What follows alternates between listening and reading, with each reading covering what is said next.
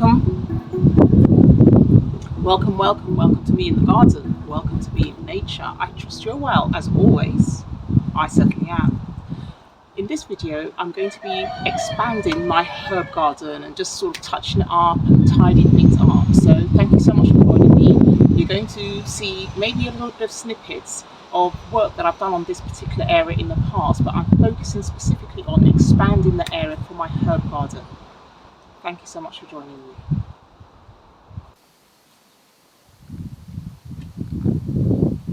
As you can see, I just begin by removing some of the pots that have contained some of the herbs and just clearing back the area, raking away some old leaves.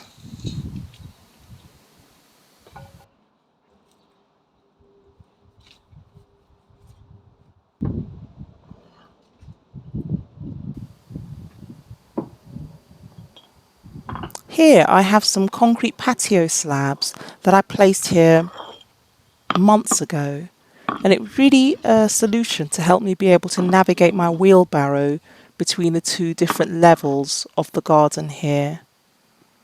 I'm temporarily removing them so that I can reach the wooden beam behind, the wooden sleeper.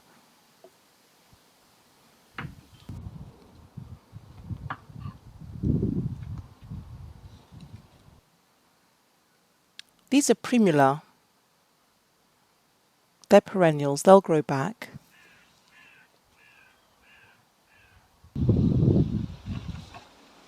This is the wooden sleeper that I'm removing, and it'll be placed somewhere else in the garden.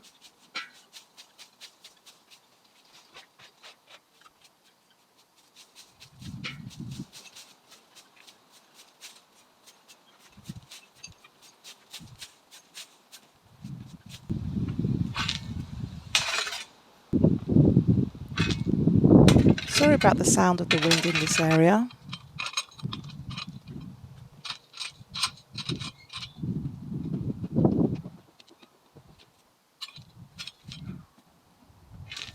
I'm just topping this area up with some bits of gravel, some topsoil, to make it a little more even as I prepare to replace the concrete patio slabs.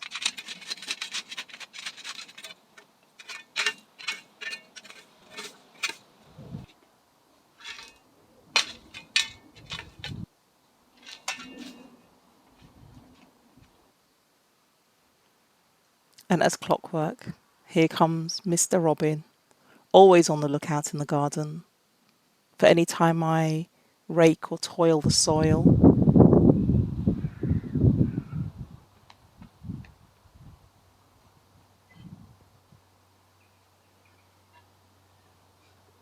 Here I'm just using a little bit of reused garden membrane to limit the amount of wild flowers that go through the cracks.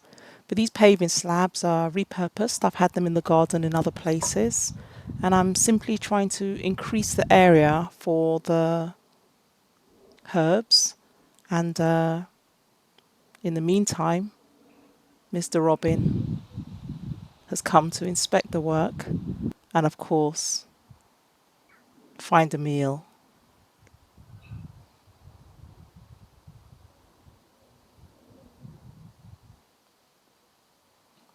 Back to laying the paving slabs.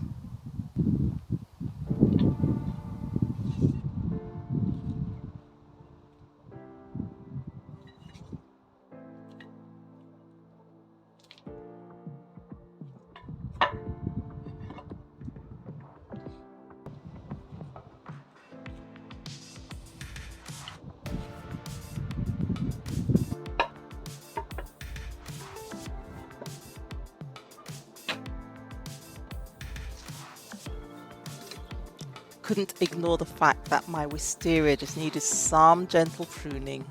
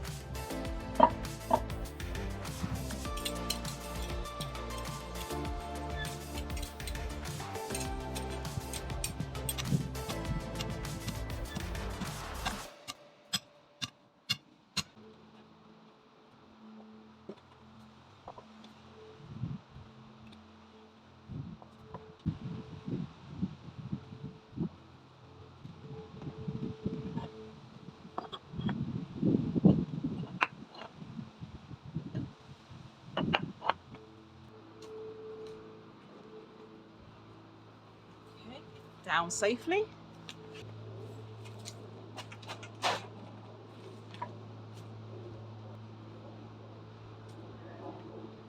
So what's left now is to tidy up my herb area, or as they say in the States, herbs, herbs. How do you pronounce it? Do you enunciate the H? Speaking of H, do you call it H or H? There you go, dilemmas, right? All right, so anyway, here I am. Here I am in my herb garden. Oh dear. All right. I'm now going to just tidy up some of the herbs that I have in my containers. And I have a few more to add. Let me show you what I've got to add.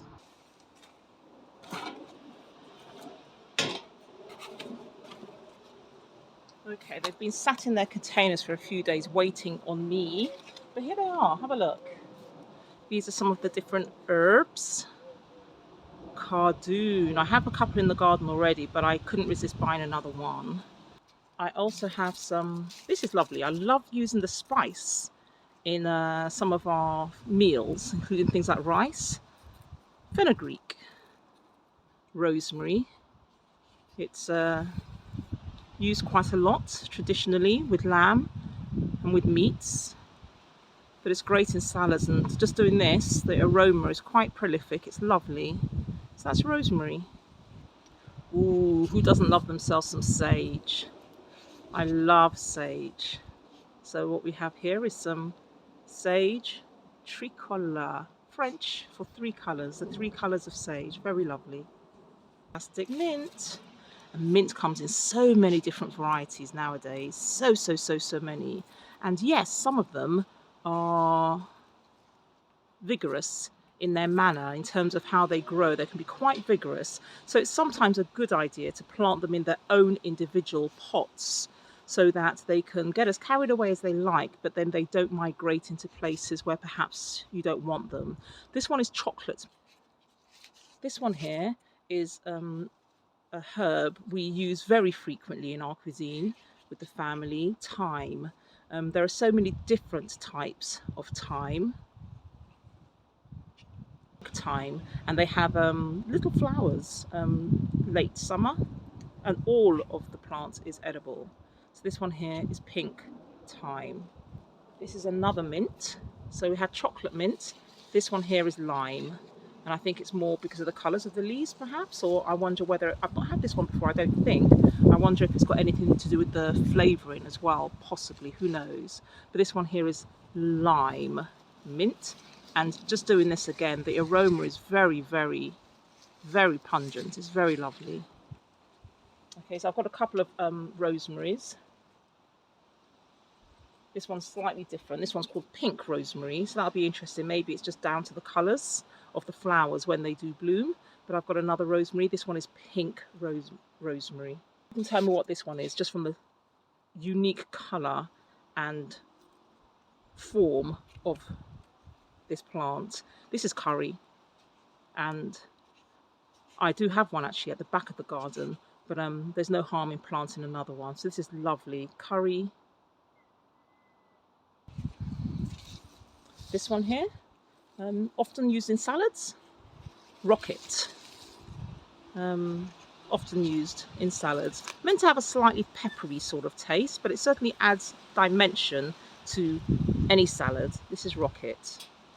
And last but by no means least, I have another thyme. And this one, it's got smaller leaves, tinier leaves, and it's wire rose, I think it's called. No, it's not. And this one here is called carbon